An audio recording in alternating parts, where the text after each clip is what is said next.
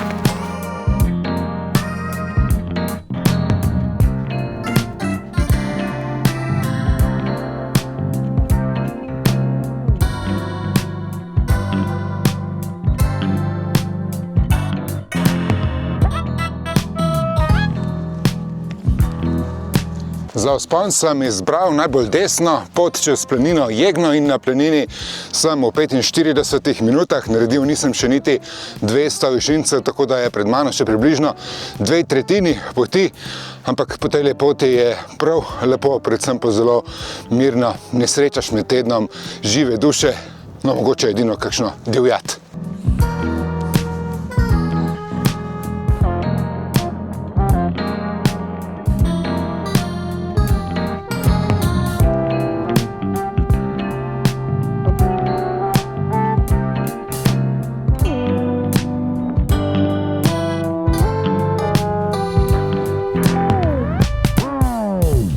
Sem prej omenil, divjad sem imel v mislih volka, tu je njegov dom na Slavniku, ampak kot piše tule na informacijski tabli, se ga ljudje neupravičeno bojimo, se ima dober voh in sluh in se umakne pred ljudmi, ker se jih še bolj boji kot mi njega. Nekoč je bil Slavnik poraščen z gozdom, nato je prišla sečnja pa pašništvo in je postal skoraj gol, tudi zaradi burje. Zdaj se počasi spet zarašča, še posebej ta vzhodni del, vzhodno pobočje je že bolj poraslo, zahodno bolj vetrovno manj in tam je maja, junija še posebej lepo zaradi bujnega cvetja, narcise, potonike in še številne druge rože.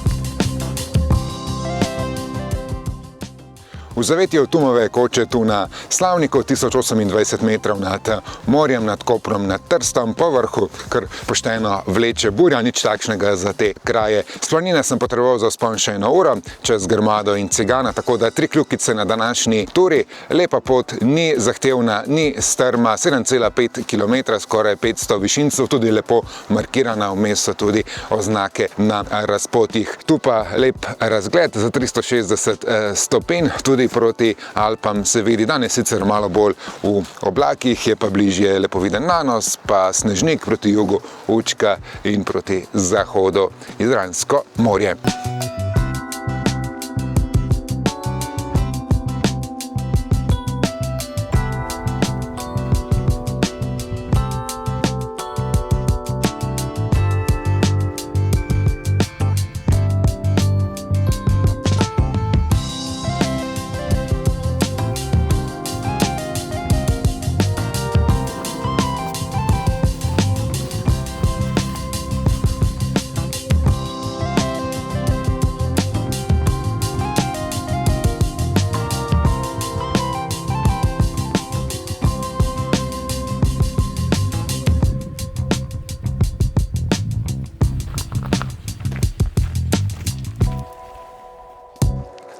Sestopil sem še po malo daljši poti čez mala vrata, ker mi je vzelo približno 2 uri. Tudi ta je markirana, čeprav imaš občutek, kot da greš kar nekam. No, pravzaprav prideš vse do hrvaške meje, še bodeča žica je tam zaradi migrantov. Po tej poti navzgor bi bilo skoraj 3 ure, čez planino Jegno, kjer sem šel sam.